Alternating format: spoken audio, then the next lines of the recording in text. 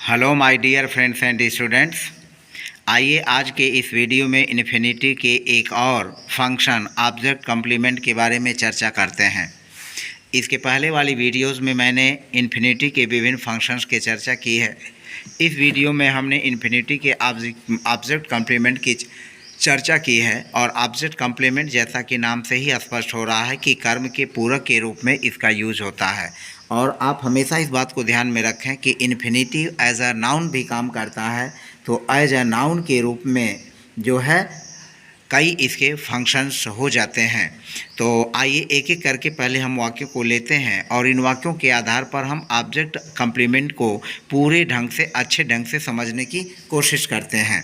यहाँ पर जैसे हम अगर वाक्य को लें, अध्यापक ने मोहन को कमरे में प्रवेश करने की इजाज़त नहीं दी, तो हम इसकी इंग्लिश बनाते हैं, इंग्लिश देखते हैं और इंग्लिश के आधार पर ऑब्जेक्ट कॉम्प्लीमेंट को समझने की कोशिश करते हैं, तो बातें कुछ और भी क्लियर हो जाएंगी। अध्यापक ने, द टीचर, यहाँ हुआ द टीचर, आप देख सकते हैं द टीचर डिड नॉट, चूँकि यह पास्ट इंडेफिनिट का वाक्य है तो डिड नॉट अलाउ, इजाज़त नहीं दी। The teacher did not allow, अध्यापक ने इजाज़त नहीं दी। किसे इजाज़त नहीं दी? मोहन को। तो the teacher did not allow Mohan, अध्यापक ने मोहन को इजाज़त नहीं दिया। अगर हम वाक्य को इतना ही रहने देते हैं तो यहाँ पर मोहन जो है यह क्या है? वाक्य का ऑब्जेक्ट है। मोहन जो है वाक्य का ऑब्जेक्ट है, यानी जो अलाउ है इस वर्ब का यह ऑब्जेक्ट है, अर्थात पूरे वाक्य का यह सब्जेक्ट हुआ, यह वर्ब हो गया और यह जो है ऑब्जेक्ट हो गया, यानी कर्ता क्रिया और कर्म। तो कर्ता क्रिया कर्म के रूप में इस वाक्य में मोहन जो है यहाँ तक के सेंटेंस का या पूरा वाक्य का जो है क्या है? ऑब्जेक्ट है। तो इस वाक्य में मोहन ऑब्जेक्ट है। अब हम आगे बढ़ते हैं मोहन को लेकर के। तो the teacher did not allow Mohan, अध्यापक ने मोहन को क्या नहीं दिया? कमरे में प्रवेश करने की इजाज़त। तो अलाउ हो ही गया, कमरे में प्रवेश करना तो हो जाएगा to enter the room, to enter the room. तो the teacher did not allow Mohan to enter the room. अब बात को यहाँ समझते हैं, पर यहाँ वाक्य का ऑब्जेक्ट जो है यह मोहन है। इस वाक्य का जो मोहन है ऑब्जेक्ट है, और जो टू एंटर द रूम है, टू एंटर द रूम जो है यह ऑब्जेक्ट कॉम्प्लीमेंट है। बात को समझें, हमने हेडिंग दिया है इन्फिनिटी एज ऑब्जेक्ट कॉम्प्लीमेंट। तो ऑब्जेक्ट कॉम्प्लीमेंट यानी यहाँ हमारा ऑब्जेक्ट क्या है? मोहन है। तो the teacher did not allow Mohan, अध्यापक ने मोहन को इजाज़त नहीं दिया। तो एक मन में प्रश्न उठेगा कि क्या इजाज़त नहीं दिया, किस काम के लिए इजाज़त नहीं दिया? तो हमें उस चीज़ को पूरा करने के लिए भी जिस शब्द का यूज करेंगे, जिस फ्रेज का यूज करेंगे, जिस एक आगे जो हम प्रयोग करेंगे, मोहन के बाद जो हम लिखेंगे वह क्या होगा? कॉम्प्लीमेंट का काम करेगा। तो मोहन के बाद जो एंटर द रूम है यह इसका ऑब्जेक्ट कॉम्प्लीमेंट है, यानी मोहन के लिए ऑब्जेक्ट कॉम्प्लीमेंट है। तो अब जो टू एंटर है यह इन्फिनिटी है, और यह इन्फिनिटी क्या काम कर रहा है? मोहन जो ऑब्जेक्ट है इसका कॉम्प्लीमेंट के रूप में काम कर रहा है, पूरक के रूप में काम, यानी जो मोहन कर्म है इस कर्म के पूरक के रूप में टू एंटर द रूम आया हुआ है। तो बात जहाँ तक मुझे समझ में आ गई कि आपने इस चीज़ को अच्छी ढंग से समझ लिया। अब हम आगे चलते हैं, दूसरा सेंटेंस लेते हैं। दूसरे सेंटेंस को आप देखें, हमारा दूसरा, चिकित्सक ने रोगी को संपूर्ण आराम करने को कहा। तो चिकित्सक ने यानी द डॉक्टर, यहाँ आप देख सकते हैं द डॉक्टर कहा का मतलब सलाह देना, एडवाइस दिया। तो द डॉक्टर एडवाइज्ड, रोगी ने कहा यानी सलाह दिया। रोगी कहता नहीं है, रोगी सलाह ही देता है। तो द डॉक्टर एडवाइज्ड, किसको एडवाइज्ड किया? The patient the doctor advise the patient. अब यहाँ हम रुकते हैं। यहाँ द पेशेंट जो है इस पूरे वाक्य का ऑब्जेक्ट है, और इस ऑब्जेक्ट की कमी को पूरा करने के लिए हम यूज करेंगे to take complete rest. To take complete rest. To take complete rest.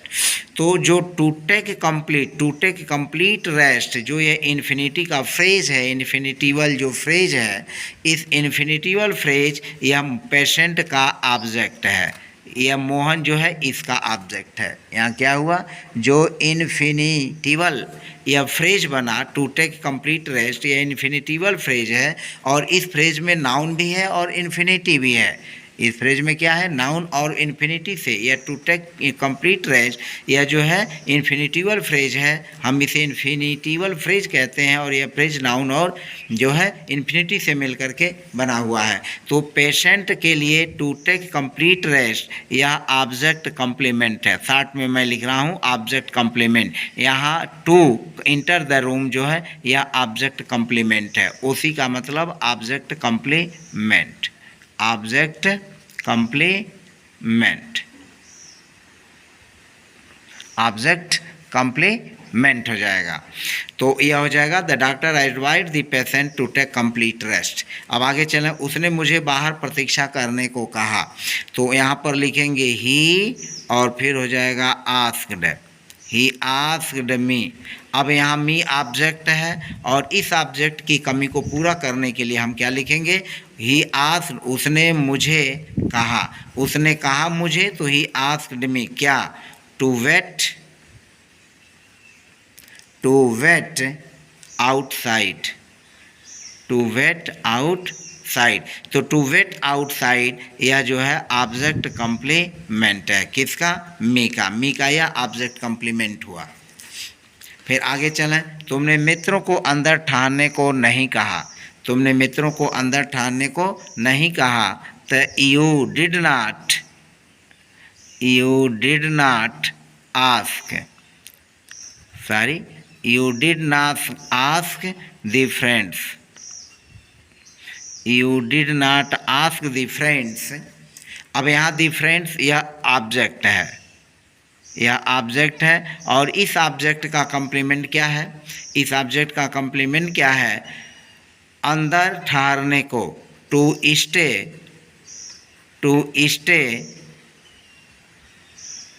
इन।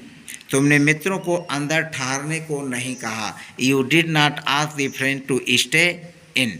तो यह हो गया टू स्टे इन, यह ऑब्जेक्ट कम्प्लीमेंट हो जाएगा, यह हो जाएगा ऑब्जेक्ट कम्प्लीमेंट। आगे चलते हैं, पांचवा वाक्य है, मैंने उन्हें पार्क में जाने के लिए मना किया, मैंने उन्हें पार्क में जाने के लिए मना किया, तो I denied them, I denied them. Denied की जगह प्रोहिबिटेड भी लिख सकते हैं, प्रोहिबिटेड, आई डिनाइड देम या प्रोहिबिटेड देम। तो मैंने उन्हें पार्क में जाने के लिए मना किया, तो I denied them, I prohibited them. Forbade भी लिख सकते हैं, FORBADE, forbade.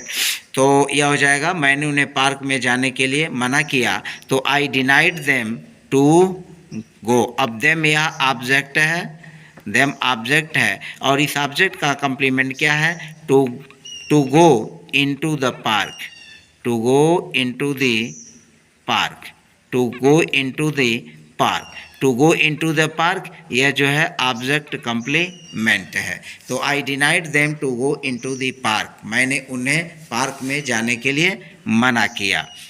I denied them, I prohibited them, I forbade them to go into the park. अब नेक्स्ट सेंटेंस है, हमने उसे धन देने के लिए कहा, तो वी आस्क्ड हिम। अब यहाँ हिम जो है ऑब्जेक्ट है, और इस ऑब्जेक्ट की कमी को पूरा करने के लिए हमने जिस फ्रेज का प्रयोग किया इन्फिनिटी का, वह ऑब्जेक्ट कम्प्लीमेंट होगा। तो we asked him to give money. I asked him to give money, तो टू गिव मनी जो है यह ऑब्जेक्ट कॉम्प्लीमेंट है। तो इस तरह से हमने 6 एग्जाम्पल के माध्यम से आपको एडवर्ब इन्फिनेटिव के ऑब्जेक्ट कॉम्प्लीमेंट की चर्चा की और इसके आधार पर हमने वाक्यों को हिंदी से इंग्लिश में बनाना सीखा। तो फिलहाल इस वीडियो में बस इतना ही, मिलते हैं नेक्स्ट वीडियो में, तब तक के लिए बाय बाय।